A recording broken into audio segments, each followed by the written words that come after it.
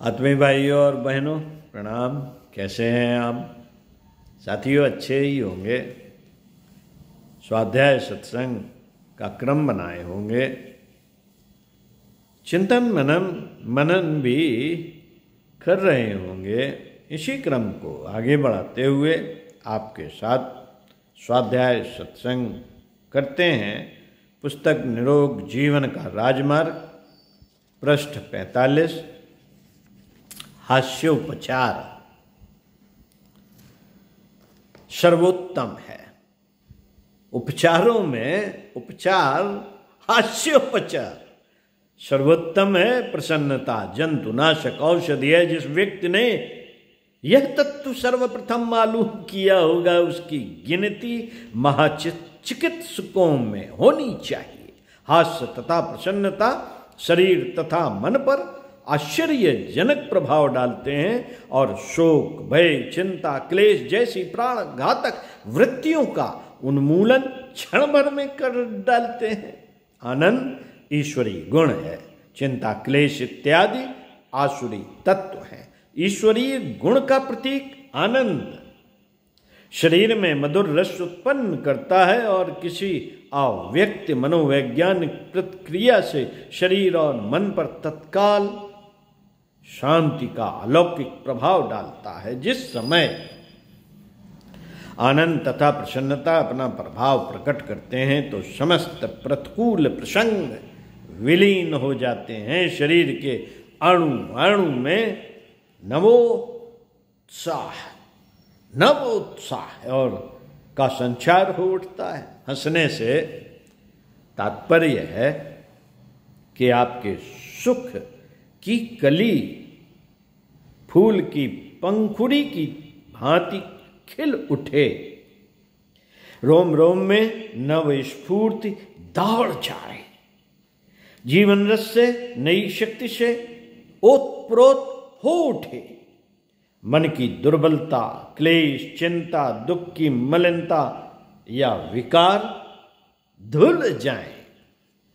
मुस्कुराहट ज्ञान तंतुओं में जो कुछ दुर्बलता अथवा चिंता होती है उसे तत्काल दूर करती है। आनंद का प्रभाव शरीर तथा मन के कण कण में होता है। जिस जगह औषध लाभ नहीं पहुंचाती वहां इंजेक्शन, कुनैन या अन्य कृत्रिम साधन कार्य नहीं करते। जहां पर वहां हास्य भाव अपना करता है। विपत्ति, चिंता तथा व्याधि की हास्य के साथ शत्रुता है। इसलिए प्रसन्नता की जितनी अधिकता होगी उतनी ही व्याधि की न्यूनता होगी। जो हंसते हुए जीवन बिताएगा उसका जीवन उतना ही स्वस्थ होगा। यदि आप रोग तथा व्याधि से मुक्ति चाहते हैं, जीवन का बीमा चाहते हैं, 100 वर्ष तक जीना चाहते हैं, तो एक ही मार्ग आपके समक्ष है। अंतर से, वास्तविक अंतःकरण से हंसो। खूब खिलखिला कर हास्य फैलाओ। हंस हंस कर रोग व्याधियों को मार भगाओ। हंसो और सारा संसार तुम्हारे साथ आनंद से विभोर हो खिल उठेगा, खिला उठेगा। रो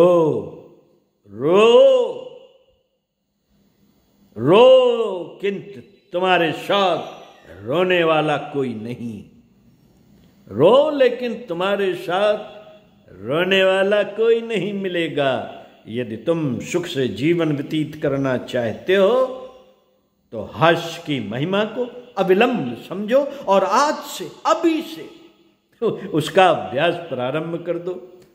अपने जीवन को हास्य से मधुर बनाओ। स्वयं भी हंसो तथा दूसरों को भी हंसाओ। जब हम हंसते हुए जीवन व्यतीत करते हैं तो हमारे लिए सारा संसार परिवर्तित हो जाता है और उसका एक नवीन दृष्टिकोण से निरीक्षण करने लगते हैं। मनुष्य को यह गांठ बांध लेना चाहिए कि जिस प्रकार भोजन, जल, वायु इत्यादि जीवनी शक्ति के पोषक तत्व हैं, उसी प्रकार और सच पूछा जाए तो उससे भी अधिक हास्य तत्व, आनंद में मग्न रहना आवश्यक है। अतः हंसे साथियों, हंसे, खिलखिला कर हंसे, बिना किसी प्रतिबंध के हंसे। जब समस्त संसार आपको रुलाने को जीवन के युद्ध में आंधी और तूफान वेग से आता दिखाई देता हो, जब यह प्रतीत होता है कि जीवन नौका उलटकर समुद्र की लहरों में विलीन हो जाएगी, तब खिलखिलाकर हंसने, आंधी तूफान शांत हो जाएगा, जीवन नौका पुनः आनंद से चलने लगेगी, हृदय खुशी से उछलने लगेगा। मित्रों, खुलकर हंसने से फेफड़े, पेट आदि के आंतरिक अवयवों को व्यायाम प्राप्त होता है, हृदय अधिक तीव्र गति से कार्य करने लगता है, रक्त का प्रवाह बढ़ जाता है, हास्य नेत्रों की शक्ति को तेजवान करता है, छाती फैलती है और शरीर के प्रत्येक अंग को स्वास्थ्यप्रद गर्मी पहुंचती है। कठिन परिश्रम के मध्य में खुलकर हंस लेने से मस्तिष्क को बहुत कुछ विश्राम प्राप्त हो जाता है, थकावट दूर हो जाती है और पुनः जीवन नवीन जोश से तालने लगता है, काम में भी जी लगता है। हास्योपचार के लिए सहनशीलता की आवश्यकता। जो जरा सी बात पर उद्विग्न हो उठता है, वह कैसे हंसकर रोग दूर कर सकता है? हंस वही सकता है जिसमें दूसरों के अपराध क्षमा कर टाल देने की शक्ति हो। प्रतिहिंसा की ज्वाला हृदय में न सुलगती हो। यदि आपके विरुद्ध कोई अपशब्द कहे तब भी उद्विग्न न हो। यदि कोई आपको रुलाने के लिए तैयार बैठा हो, हानि का हिमालय टूट पड़ने को हो, तो भी हंसें। आप हंसना सीखिए। दूध पीने वाला बालक जैसे निर्दोष हंसी हंसता है। दूध पीने वाला बालक जैसी निर्दोष हंसी हंसता है, वैसी ही हंसी, मस्ती बिखेरने वाली हंसी सर्वोत्तम दवा है। हास्य सेवन का आनंद लें, हंसने वालों का संग करें, आनंदजनक भविष्य को ही अपने सामने रखें। प्रत्येक पहलू में आनंद ही देखें, बरतें, सुने और सुनाएं। हास्य ही आपके दुख दर्द की एकमात्र दवा है।